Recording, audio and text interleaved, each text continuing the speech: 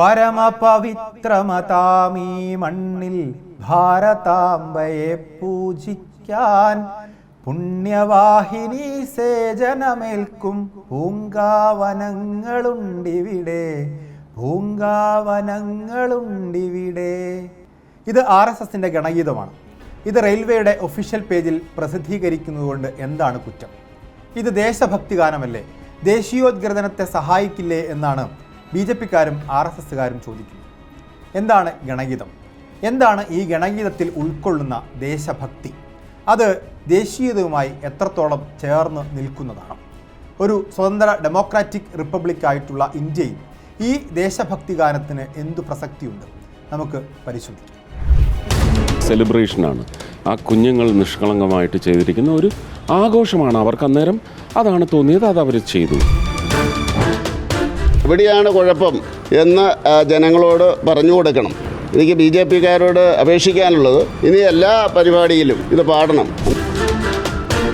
ആ ദേശഭക്തി ഗാനങ്ങളെല്ലാം നിരാകരിച്ചുകൊണ്ട് RSSന്റെ ഗണഗീതം ഇവിടെ അവതരിപ്പിക്കുന്നു. ഇത് നിഷ്കളങ്കമായിട്ടുള്ള ഒരു കാര്യമല്ല. എന്താണ് ഗണഗീതം? RSSന്റെ ശാഖയിൽ 1 മണിക്കൂറുള്ള കാര്യപദ്ധതികളിൽ പ്രാർത്ഥനയ്ക്ക് തൊട്ടു മുമ്പാണ് ഗണഗീതം ആലപിക്കാറുള്ളത്. RSSന്റെ ശാഖയിലെത്തുന്ന അവർ സ്വയം സേവകർ എന്ന് വിളിക്കുന്ന RSSന്റെ അണികൾ, പ്രവർത്തകർ, അവർ ഒന്നിച്ചുകൂടി കൂട്ടം കൂടി ഇരിക്കുകയും ഇരുന്ന ശേഷം അവർ ഒന്നിച്ചു പാടുകയും ചെയ്യുന്നു എന്നുള്ളതുകൊണ്ടാണ് ഗണഗീതം എന്ന പേര് വരുന്നത്. അതിൽ വളരെ പ്രധാനപ്പെട്ട പോപ്പുലറായ ഒരു പാട്ടാണ് പരമപവിത്രമതാമീ മണ്ണിൽ എന്ന് തുടങ്ങുന്നത്. ഒരുപക്ഷെ ആ പാട്ട് വളരെ ലളിതമായി, അതിൽ ലളിതമായ പദാവലികളും അതിൻ്റെ ലളിതമായ താളവുമൊക്കെയാണ് ഇത്രയും പോപ്പുലർ ആവാനുള്ള, ജനകീയമാവാനുള്ളൊരു കാരണം. അത് പലയിടങ്ങളിൽ, സ്കൂളുകളിലെ ദേശഭക്തി ഗാന മത്സരങ്ങളിൽ ഉൾപ്പെടെ പലയിടങ്ങളിൽ അത് ചൊല്ലിക്കേൾക്കാറുണ്ട്, തിരികെ കയറ്റാറുണ്ട് എന്നുള്ളതാണ് സത്യം. എന്താണ് മന്ത്രി ജോർജ് കുര്യൻ ഉൾപ്പെടെ ആ പാട്ടിൻ്റെ വരികളെ ഡീകോഡ് ചെയ്ത് എന്താണ് ഇതിൽ തെറ്റ് എന്ന് ചോദിക്കുന്നുണ്ട്. തെറ്റുകൾ ചൂണ്ടിക്കാണിക്കാൻ ഉണ്ടാവില്ല, പക്ഷേ രാഷ്ട്രീയമായി ഇതിനോട് വിയോജിക്കുന്നവരുണ്ട് എന്നുള്ളതാണ്. ആ വിയോജിപ്പുകൾക്ക് ഇടം കൊടുക്കുന്നു എന്നുള്ളതാണ് ജനാധിപത്യത്തിൻ്റെ മര്യാദ, ജനാധിപത്യത്തിൻ്റെ അന്തസ്സ് എന്ന് പറയുന്നത്. നമുക്കൊന്ന് ആ പാട്ട് ഡീകോഡ് ചെയ്ത് പരിശോധിക്കാം. എന്താണ് പരമപവിത്രമതാമീ മണ്ണിൽ എന്ന ഗാനം ഉൾക്കൊള്ളുന്ന ദേശസ്നേഹം?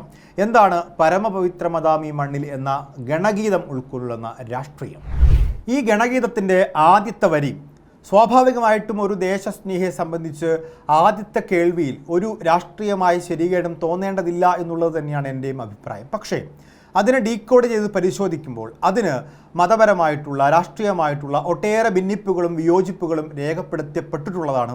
അത് കമ്മ്യൂണിസ്റ്റ് പാർട്ടിയുടെ ഭാഗത്ത് മാത്രമല്ല, ഇന്ത്യയിൽ സ്വാതന്ത്ര്യത്വ സമര കാലഘട്ടത്തിൽ തന്നെ വിമർശിക്കപ്പെട്ടിട്ടുള്ള സങ്കല്പങ്ങളാണ് എന്നുള്ളതാണ്. അതിലേറ്റവും പ്രധാനപ്പെട്ടതാണ് പരമപവിത്രമതാമീ മണ്ണിൽ ഭാരതാംബയെ പൂജിക്കാൻ എന്നുള്ളത്.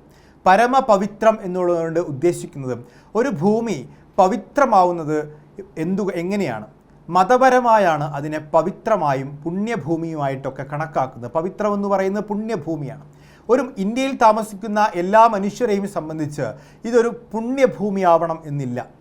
മതപരമായി പുണ്യഭൂമി എന്ന സങ്കല്പം തന്നെ മതപരമാണ്. അതിൽ ഓരോ മതവിശ്വാസിക്കും അവരവരുടേതായ പുണ്യഭൂമികളുണ്ട്. ഇസ്ലാം മതവിശ്വാസിയെ സംബന്ധിച്ച് മക്കയും മദീനയുമാണ് പുണ്യഭൂമികൾ. ജെറുസലേമാണ് ക്രിസ്തു മതവിശ്വാസിയെ സംബന്ധിച്ച് പുണ്യഭൂമി. ഇസ്രായേലിനും പുണ്യഭൂമി ജെറുസലേമാണ്. അങ്ങനെ പുണ്യഭൂമികൾ ഓരോ മതവിശ്വാസിക്കും ഓരോന്നാണ് എന്നുള്ളതുകൊണ്ട് എല്ലാവരും ഭാരതത്തെ, ഇന്ത്യയെ പുണ്യഭൂമിയായി കണക്കാക്കണം എന്നുള്ള സങ്കല്പം പോലും അത് വിമർശിക്കപ്പെട്ടിട്ടുള്ള ഒരു സങ്കല്പമാണ്. സവർക്കർ ആരാണ് ഹിന്ദു എന്ന ചോദ്യത്തിന് സവർക്കറുടെ മറുപടി ആ സിന്ധോ സിന്ധു പര്യന്ത യസ്യ ഭാരതഭൂമിക പിതൃഭൂ പുണ്യഭുശ്ചൈവ സവൈ ഹിന്ദുരിതിസ്മൃതി എന്നാണ്. സിന്ധു നദി മുതൽ സിന്ധു സാഗരം വരെ വ്യാപിച്ചു കിടക്കുന്ന ഹിന്ദുസ്ഥാനത്തിൽ താമസിക്കുന്ന അവർ ഈ ഭൂമിയെ പുണ്യഭൂമിയായും പിതൃഭൂമിയായും കണക്കാക്കുന്നുവെങ്കിൽ, മാതൃഭൂമി എന്നുള്ളത് അർത്ഥത്തിൽ പിതൃഭൂമിയായി കണക്കാക്കുന്നുവെങ്കിൽ അവർ ഹിന്ദുക്കളാണ് എന്നുള്ളതാണ്. എന്ന് പറഞ്ഞാൽ ഈ ഭാരതത്തെ പുണ്യഭൂമിയായി നിങ്ങൾ കണക്കാക്കുന്നില്ല എങ്കിൽ നിങ്ങൾ ഈ ഭാരതത്തിന് പുറത്താണ്, നിങ്ങൾ ഈ ഹിന്ദു സങ്കല്പത്തിന് പുറത്താണ്. കഴിഞ്ഞ ദിവസം RSSന്റെ സർസംഘചാലക് മോഹൻ ഭാഗവത് പറഞ്ഞു, ഇന്ത്യയിൽ അഹിന്ദുക്കളില്ല, ക്രിസ്ത്യാനിയും മുസ്ലിങ്ങളും ഒക്കെ തന്നെ ഇവിടുത്തെ ഹിന്ദു പിൻഗാമികളായിട്ടുള്ളവരാണ്, അതുകൊണ്ട് എല്ലാവരും ഹിന്ദുക്കളാണ്. എല്ലാവരെയും ഉൾക്കൊള്ളുന്ന ഈ ഹിന്ദു സങ്കല്പമാണ് RSSൻ്റേതെങ്കിൽ ആ ഹിന്ദു സങ്കല്പത്തിനകത്ത് ഇപ്പോൾ വിശ്വാസപരമായി മുസ്ലിമായും ക്രിസ്ത്യാനിയായും സിഖുകാരനുമായിട്ടുള്ളവരെ എങ്ങനെയാണ് RSS ഉൾക്കൊള്ളുക എന്നുള്ളതാണ് ചോദ്യം. കാരണം അവരെ സംബന്ധിച്ച് ഈ ഭൂമി പുണ്യഭൂമിയല്ല. പുണ്യഭൂമി സങ്കല്പം തീർത്തും മതപരമാണെന്നിരിക്കെ ഭാരതത്തെ നിങ്ങൾ പുണ്യഭൂമിയായി കണ്ടുകൊള്ളണം എന്നുള്ള നിഷ്കർഷ അത് RSSൻ്റെ നിഷ്കർഷയാണ്. അത് ഈ ഗാനത്തിൻ്റെ ഏറ്റവും പരമപ്രധാനമായ രാഷ്ട്രീയമാണ്. അങ്ങനെ നിഷ്കർഷിക്കുമ്പോൾ, അങ്ങനെ വിശ്വാസപരമായി ഈ നാട് പുണ്യഭൂമിയല്ലാത്തവർ ഈ രാജ്യത്തിൻ്റെ പൗരത്വത്തിൽ നിന്ന് പുറത്തു പോകുമോ? പുതിയ പൗരത്വ നിയമങ്ങൾ ഉണ്ടാക്കുന്നത് അങ്ങനെ ചിലരെ പുറത്തു കളയാനാണോ എന്നുള്ള ഇപ്പോഴുള്ള സംശയങ്ങളെ ബലപ്പെടുത്തുന്നുണ്ട് അക്കാര്യം. അതുകൊണ്ട് പുണ്യഭൂമി സങ്കല്പം അത് സവർക്കറുടേതാണ്, RSSൻ്റേതാണ്. ആ പുണ്യഭൂമി സങ്കല്പമാണ് ഇതിൻ്റെ ഒന്നാമത്തെ രാഷ്ട്രീയമായ ശരികേട്. അടുത്ത വാക്കും സമാനമായി രാഷ്ട്രീയമായി വിമർശിക്കപ്പെട്ട വാക്കാണ്. പരമപവിത്രമതാം ഈ മണ്ണിൽ ഭാരതാംബയെ പൂജിക്കാൻ. ഈ ഭാരതാംബ സങ്കല്പം, ഭാരത് മാതാ സങ്കല്പം സർവരാലും അംഗീകരിക്കപ്പെട്ട ഒരു സങ്കല്പമേ അല്ല. ഭാരതത്തെ മാതാവായി കാണുന്നു എന്നത് മാത്രമല്ല, ഭാരതത്തെ ദേവതയായി, ദേവിയായി കാണുന്നു, അങ്ങനെ പൂജിക്കുന്നു എന്നുള്ളതാണ്. പൂജയും ആരാധനയും ഒക്കെ മതപരമായി നിഷ്കർഷിക്കപ്പെട്ടൊരു കാര്യമാണ്. ഹിന്ദു മതത്തെക്കുറിച്ച് മാത്രമല്ല, ഇസ്ലാം, ക്രിസ്ത്യൻ, സിഖ് മതങ്ങളിലൊക്കെ, ജൈന, ബുദ്ധ മതങ്ങളിലൊക്കെ അവരുടെ ആരാധനാ സമ്പ്രദായം അനുസരിച്ച് ആരെയാണ് ആരാധിക്കേണ്ടത് എന്നതിനെക്കുറിച്ച് വളരെ കൃത്യമായി നിഷ്കർഷിച്ചിട്ടുണ്ട്. പ്രത്യേകിച്ചിട്ട് ഒരു ഏകദൈവ വിശ്വാസിയെ സംബന്ധിച്ച് എങ്ങനെയാണ് ആ ഏകദൈവത്തിനപ്പുറത്ത് ഒരു ദേവതയെ കൂടി സങ്കല്പിച്ച് ആരാധിക്കുവാൻ സാധിക്കുക? ഭാരതാംബ ദേവതയാണ് എങ്കിൽ ആ ദേവത മുസ്ലിമിൻ്റെയോ ക്രിസ്ത്യാനിയുടെയോ സിഖുകാരൻ്റെയോ ദേവതയല്ല എന്നുള്ളതുകൊണ്ട് ഭാരതത്തെ ദേവിയായി കണ്ടാൽ മാത്രമേ ദേശസ്നേഹിയാകൂ എന്നുള്ള നിഷ്കർഷയും വിമർശിക്കപ്പെടുന്ന ഒന്നാണ്. അതുകൊണ്ട് പരമപവിത്രമതാം ഈ മണ്ണിൽ ഭാരതാംബയെ പൂജിക്കാൻ എന്ന ദേശഭക്തി ഗാനത്തിന് രാഷ്ട്രീയമായി ശരികേടുകളുണ്ട് എന്ന് തന്നെ പറയാം. RSSൻ്റെ ആശയങ്ങളുമായി ഏറെ ചേർന്ന് നിൽക്കുന്നതാണ് ഈ ദേശഭക്തി ഗാനം എന്നുള്ള കാര്യത്തിലും ഒരു സംശയവുമില്ല. RSSൻ്റെ പ്രാർത്ഥനയിൽ ഏറ്റവും പ്രധാനമായും ഉന്നയിക്കപ്പെടുന്ന രണ്ട് ആശയങ്ങളാണ് മാതൃഭൂമി അഥവാ പുണ്യഭൂമി സങ്കല്പം, അല്ലെങ്കിൽ മാതൃഭൂമി സങ്കല്പവും പുണ്യഭൂമി സങ്കല്പവും. നമസ്തേ സദാവത്സലേ മാതൃഭൂമേ ത്വയാ ഹിന്ദുഭൂമേ സുഖം വർദ്ധിതോഹം മഹാമംഗലേ പുണ്യഭൂമേ ത്വഥർത്തേ പതത്വേഷകായോ നമസ്തേ നമസ്തേ എന്നുള്ളതാണ്. ഭാരതാംബേ, പുണ്യഭൂമേ, അങ്ങേക്കായി ഞങ്ങളുടെ ശരീരം സമർപ്പിക്കപ്പെടുന്നു എന്നുള്ളതാണ് ഒരു RSSകാരൻ പ്രാർത്ഥിക്കുന്നത്. സ്വാഭാവികമായിട്ടും RSSൻ്റെ ആ പ്രാർത്ഥനയിൽ പറയുന്ന മാതൃഭൂമി പുണ്യഭൂമി സങ്കല്പവുമായി ഏറെ ചേർന്ന് നിൽക്കുന്നതാണ് ഈ ഗണഗീതത്തിലെ, ഈ ദേശഭക്തി ഗാനത്തിലെ ആദ്യത്തെ വരി. അങ്ങനെ തന്നെ എല്ലാവരും ഈ ദേശത്തെ കണ്ടുകൊള്ളണം എന്നുള്ളത് ഒരു ഷാഠ്യമാണ്, അതൊരു ഫാസിസ്റ്റ് ബുദ്ധിയാണ് എന്ന് പറയാതിരിക്കാൻ സാധിക്കില്ല. കാരണം ഇന്ത്യ എൻ്റെ രാജ്യമാണ് എന്നും എല്ലാ ഇന്ത്യക്കാരും എൻ്റെ സഹോദരീ സഹോദരന്മാരാണ് എന്ന് കണക്കാക്കുന്നതും സ്വതന്ത്ര ഭാരതത്തിൽ നമ്മളെല്ലാവരും പറഞ്ഞു പോന്ന ഒരു പ്രതിജ്ഞയാണ്. ആ പ്രതിജ്ഞയിൽ നമ്മുടെ ദേശസ്നേഹമുണ്ട്. അതിലപ്പുറത്തേക്ക് നിങ്ങൾ ഇങ്ങനെയാണ് ദേശസ്നേഹം പഠിക്കേണ്ടത്, ഇവിടെ നിന്നാണ് ദേശസ്നേഹം ഉൾക്കൊള്ളേണ്ടത് എന്ന് പറയുന്ന ആ നിഷ്കർഷ അത് ഫാസിസത്തിൻ്റെ ഭാഷയാണ് എന്നുള്ളതാണ് ഏറ്റവും പ്രധാനപ്പെട്ട വിമർശനം. എന്ന് കരുതി ഭാരതാംബ സങ്കല്പം മോശമാണ് എന്നർത്ഥമില്ല. ഭാരത് മാതാവ് എന്നുള്ള സങ്കല്പവും ഭാരതാംബ എന്ന സങ്കല്പവും സ്വാതന്ത്ര്യ സമര കാലഘട്ടത്തിൽ സ്വാതന്ത്ര്യ സമരത്തെ പ്രോജ്വലിപ്പിക്കാൻ, സ്വാതന്ത്ര്യ സമര സേനാനികളെ അവരുടെ സമരത്തീയിലേക്ക് എടുത്തു ചാടാൻ അവർക്ക് ഊർജം പകർന്നിരുന്ന വാക്കാണ് എന്ന കാര്യത്തിൽ ഒരു സംശയവുമില്ല. അത് RSSന് മാത്രമായി തീരെഴുതി കൊടുത്ത ഒരു വാക്കുമല്ല എന്നുള്ളതാണ് ഏറ്റവും പ്രധാനപ്പെട്ട കാര്യം. 1857 ഒന്നാം സ്വാതന്ത്ര്യ സമരകാലത്ത് അസിമുള്ള ഖാനാണ് ഈ സ്വാതന്ത്ര്യ സമര മുദ്രാവാക്യം ഭാരത് മാതാ കി ജയ് എന്നുള്ളത് ആദ്യമായി മുന്നോട്ട് വെക്കുന്നത്.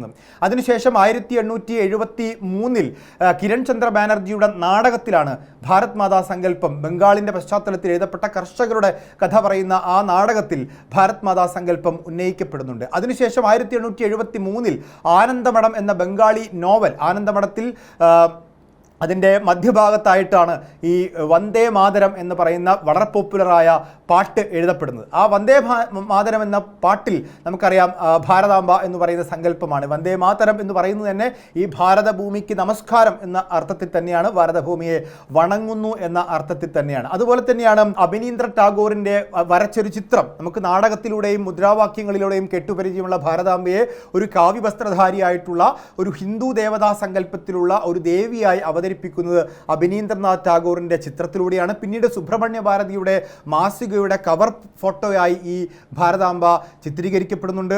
സുബ്രഹ്മണ്യ ഭാരതിയെപ്പോലെ ദേശഭക്തനായൊരു വ്യക്തി, അദ്ദേഹം സിസ്റ്റർ നിവേദിതയെ കണ്ടപ്പോൾ അദ്ദേഹം പറയുന്നുണ്ട്, ഞാൻ ഭാരതാംബയെ കണ്ടു എന്നുള്ളത്. അപ്പോൾ ഭാരതാംബ സങ്കല്പം വളരെ പ്രചാരത്തിലുണ്ടായിരുന്ന ദേശഭക്തരായിട്ടുള്ള ദേശസ്നേഹികളായിട്ടുള്ള ആളുകൾ വിശ്വസിച്ചിരുന്ന ഒരു സങ്കല്പം തന്നെയാണ്. പക്ഷേ അതിന് ചില വിമർശനങ്ങൾ കൂടി ഉണ്ടായിരുന്നു എന്നുള്ളതും എടുത്തു കാണിക്കണം. 1936 വാരാണസിയിൽ മഹാത്മാഗാന്ധി ഉദ്ഘാടനം ചെയ്ത ഒരു ക്ഷേത്രം ഭാരതാംബയുടെ ക്ഷേത്രമാണ്. അങ്ങനെ ഭാരതത്തെ ദേവിയായി സങ്കല്പിക്കുകയും പൂജിക്കുകയും ചെയ്യുന്നവരുണ്ട്. അതവർ ചെയ്യട്ടെ, പക്ഷേ അതെല്ലാവരും ചെയ്യണം എന്ന് പറയുന്നിടത്താണ് പ്രശ്നം. കാരണം വന്ദേമാതര ഗാനം എല്ലാവരും ആലപിക്കണം എന്ന് പറയുന്നിടത്ത് പ്രശ്നമുണ്ട്. കാരണം വന്ദേമാതര ഗാനത്തിൻ്റെ രണ്ടാമത്തെ പാദത്തിലേക്ക് എത്തുമ്പോഴേക്കും തുമിഹി ദുർഗ, സരസ്വതി, ലക്ഷ്മി, ഭാരതാംബയെ നീ ദുർഗയാണെന്നും സരസ്വതിയാണെന്നും ലക്ഷ്മിയാണെന്നും നിന്നെ ഞങ്ങൾ ആരാധിക്കുന്നുവെന്നും പറയുമ്പോൾ അങ്ങനെ ഏകദൈവ വിശ്വാസികളെ സംബന്ധിച്ച് എങ്ങനെയാണ് അവരുടെ ഏകദൈവ സങ്കല്പത്തിന് പുറത്ത് ഒരാളെ ദുർഗയായും സരസ്വതിയായും ലക്ഷ്മിയായും ആരാധിക്കുവാൻ പറ്റുക? നമ്മുടെ ഭാരതം, ഇന്ത്യ എന്ന് പറയുന്നത് ഹിന്ദുവും മുസ്ലിമും ക്രിസ്ത്യാനിയും സിഖുകാരനും ഒക്കെ ഉൾക്കൊള്ളുന്ന നാനാത്വത്തിൽ ഏകത്വം അതിൻ്റെ മുഖമുദ്രയായി കൊണ്ട് നടക്കുന്ന നാടാണെങ്കിൽ എങ്ങനെയാണ് ഹിന്ദുവിൻ്റെ ദേവതാ സങ്കല്പത്തെ മാത്രം ഉൾക്കൊള്ളിക്കുന്ന ഒരു ഗാനം അത് ദേശഭക്തി ഗാനമായി എല്ലാവരും അംഗീകരിക്കണം എന്ന് ദുശാഠ്യം പിടിക്കുക എന്നുള്ളതാണ്. പാടുന്നവർ പാടട്ടെ, അംഗീകരിക്കുന്നവർ അംഗീകരിക്കട്ടെ, പക്ഷേ അതിനോട് വിയോജിക്കുവാനുള്ള ഒരു പരിസരം കൂടിയാണ് ജനാധിപത്യം നൽകുന്ന സ്വാതന്ത്ര്യം എന്ന് പറയുന്നത്. ഇനി ആ പാട്ടിൻ്റെ താഴേക്കുള്ള വരികളിലേക്ക് വന്നാലും ഇതേപോലുള്ള ദേവി ആരാധനയുടെ സങ്കല്പങ്ങളാണ്. ഇലയും ഇതളും പൂവും മൊട്ടും ഇരുത്തെടുത്തർപ്പിച്ചിടാൻ, അത് ദൈവത്തിന് കൊടുക്കുന്ന അർച്ചനയാണ്, പുഷ്പാഞ്ജലിയാണ്. ആ പുഷ്പാഞ്ജലി എന്ന് പറയുന്നത് ആരാധനാ സമ്പ്രദായമാണ്. അങ്ങനെ ഇലയും ഇതളും ഇട്ട് അർപ്പിച്ച് പൂജിക്കുക എന്ന് പറയുന്ന സങ്കല്പം ഇല്ലാത്തവനെ സംബന്ധിച്ച് അത് കേവലം ഒരു ആക്ഷൻ മാത്രമായിരിക്കും. ഒരു പൂവെടുത്തിടുന്നു എന്നുള്ളത്, പൂവെടുത്തർപ്പിക്കുന്നത് പുഷ്പാഞ്ജലിയാണ് എന്നും അത് ആരാധനയാണ് എന്നും സങ്കല്പിക്കാത്ത ഹിന്ദു മതത്തിന് പുറത്തുള്ള വ്യക്തിയെ സംബന്ധിച്ച് പൂവിടുന്നത് എങ്ങനെയാണ് ഒരു വലിയ മഹത്തരമായ കാര്യമായിട്ട് മാറുന്നത്? പൂവ് ആരാധനയ്ക്ക് ഉപയോഗിക്കുമ്പോഴാണ് അത് ഭാരതമാതാവിന് സമർപ്പിക്കുകയാണെങ്കിൽ കൂടി അത് പൂജയായി മാറുന്നത്. പൂജ ചെയ്യുന്നവനെ സംബന്ധിച്ച് അത് വലിയ മഹത്തരമായ ഉത്കൃഷ്ടമായ കാര്യമാണ്. പൂജ ചെയ്യാത്തവനുണ്ട് എന്നുള്ളതുകൊണ്ട് അതെല്ലാവരും പാടണമെന്നും എല്ലാവരും അങ്ങനെ പൂജാപുഷ്പങ്ങളായി മാറണം എന്നുള്ള സങ്കല്പവും അത് എല്ലാവരും പാടണം എന്ന് പറയുന്നിടത്താണ് ആ പ്രശ്നം എന്ന് പറയുന്നത്. അതിൻ്റെ താഴോട്ട് വന്നാലും ഭഗത് സിംഗനും ഝാൻസിയുമിയുടെ പ്രഭാതപേരി മുഴക്കുന്നു. പ്രഭാതപേരി നമുക്കറിയാം, അത് ക്ഷേത്രവുമായി ആരാധനയുമായി ബന്ധപ്പെട്ടതാണ്. അതിനുശേഷമൊക്കെ ശ്രീനാരായണ അരവിന്ദന്മാർ ഇവിടെ കോവിൽ തുറക്കുന്നു. ഇവിടെ ക്ഷേത്രങ്ങളാണ് അവർ തുറക്കുന്നത്. ശ്രീനാരായണ ഗുരുവും അരവിന്ദനും ഒക്കെ. ശ്രീനാരായണ ഗുരുവിനെ ക്ഷേത്രത്തിന് പുറത്ത് സങ്കല്പിക്കുന്നവരും ക്ഷേത്ര ധ്വംസകനായി സങ്കല്പിക്കുന്നവരും ഒക്കെ ഉണ്ട്. പക്ഷേ RSSൻ്റെയും ഹൈന്ദവ സങ്കല്പ വിശ്വാസികളുമൊക്കെ ശ്രീനാരായണ ഗുരുവിന് കോവിൽ സമർപ്പിക്കുന്നവരും കോവിൽ തുറക്കുന്നവരുമാണ്. ശ്രീരാമകൃഷ്ണ പരമഹംസരെക്കുറിച്ച്, രാമദാസനെക്കുറിച്ച് അവരൊക്കെ അവരുടെ ജീവിതം നിവേദിക്കുകയാണ്. നിവേദിക്കുക എന്ന് പറയുന്നത് നമുക്ക് എല്ലാവർക്കും അറിയാം. ക്ഷേത്രങ്ങളിൽ പൂജാസമയത്താണ് ദേവന് സങ്കല്പിച്ച് നിവേദിക്കുക. അത് എന്തുമാവാം, പ്രസാദമായിട്ട് നിവേദിക്കുന്നത്. ആ നിവേദിക്കുന്ന പോലെ തൻ്റെ ജീവിതം നിവേദിച്ചു എന്നുള്ള സങ്കല്പം പോലും ഒരു പക്ഷേ എന്താണ്, അത് ഹൈന്ദവമായ ആരാധനാ പദ്ധതിയുമായി ചേർത്തിട്ടുള്ളതാണ്. അപ്പോൾ നിവേദിക്കുക എന്നുള്ളത് ജീവിതത്തിൽ ഒരിക്കലും പ്രാക്ടീസ് ചെയ്യാത്ത ഒരു ഇതര മതവിശ്വാസിയെ സംബന്ധിച്ച് അവൻ്റെ ജീവിതം നിവേദിക്കുകയല്ല, സമർപ്പിക്കുകയായിരിക്കാം. അത് പല അർത്ഥത്തിൽ അതിന് ഉപയോഗിക്കാവുന്നതാണ്. അപ്പോൾ ഈ പാട്ടിൻ്റെ എല്ലാ വരികളിലുമൊക്കെ ഒരു ഹിന്ദു ആരാധനാ സമ്പ്രദായവുമായി ബന്ധപ്പെട്ട് ഹൈന്ദവമായ ആരാധനാ പദ്ധതികളുമായി ബന്ധപ്പെട്ടാണ് ഈ പാട്ട് മുഴുവൻ നീണ്ടുപോകുന്നത്. അതിലെ ഭാരത് മാതാ സങ്കല്പവും പുണ്യഭൂമി സങ്കല്പവും എല്ലാവരും അനുസരിക്കേണ്ടതാണ്. നിങ്ങളുടെ ഹിന്ദു രാഷ്ട്രം അല്ലെങ്കിൽ ഭാരതം എന്ന് പറയുന്നത് എല്ലാവരാലും അംഗീകരിക്കപ്പെടേണ്ടതാണ് എന്ന് പറയുന്നിടത്താണ് ഈ പാട്ട് ചിലർക്കെങ്കിലും അനഭിമതമാകുന്നത്. അതുകൊണ്ട് എല്ലാവരും പാടുന്നതാണ്, എല്ലാവർക്കും ദേശഭക്തി ഉണ്ടാക്കുന്നതാണ് എന്ന അർത്ഥത്തിൽ അതിനെ പറയുന്നതും ന്യായീകരിക്കുന്നതും തെറ്റാണ്. പക്ഷേ ഇങ്ങനെ ദേശഭക്തി ഉണ്ടാക്കുന്നവർ അങ്ങനെ ഉണ്ടാക്കുന്നതിൽ എന്തെങ്കിലും തെറ്റുണ്ട് എന്ന് പറയാൻ സാധ്യമല്ല. പക്ഷേ ഇന്ത്യൻ റെയിൽവേ എല്ലാവരുടേതുമാണ്. ആ റെയിൽവേയുടെ ഔദ്യോഗിക പേജിൽ ഇത് പ്രസിദ്ധീകരിക്കപ്പെടുമ്പോൾ എല്ലാവരാലും അംഗീകരിക്കപ്പെടേണ്ട ഒന്നാണ് എന്നുള്ളൊരു ശാഠ്യം അത് സർക്കാരിനുണ്ടോ എന്ന് നമ്മൾ സംശയിക്കേണ്ടിയിരിക്കുന്നു.